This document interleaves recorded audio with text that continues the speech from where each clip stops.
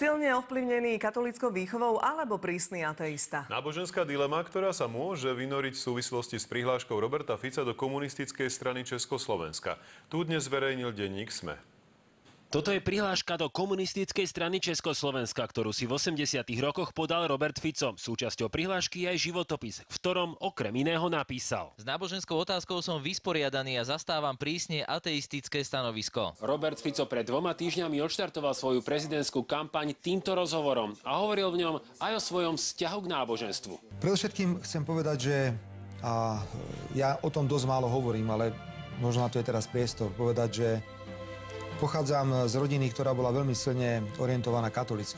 Tak určite toto na mňa vplývalo. V rozhovore Robert Fico svoju kariéru v komunistickej strane nespomína, naopak venuje sa tej katolíckej. Neviem, či opäť mi to poškodí, alebo mi to pomôže, ale ja som prešiel svätým krstom, svätým príjmaním, prešiel som dokonca aj birmovkou. Takže keby som si dnes mal urobiť nejakých profil vo vzťahu ku katolíckej cirkvi, možno by som vyšiel lepšie ako ktorýkoľvek poslanec za KDH. Predsedu vlády Roberta Fica sme našli tu v Topolčanoch, kde otváral zrekonštruovanú hasičskú stanicu. Ako každé iné dieťa na dedine, aj ja som absolvoval ako dieťa.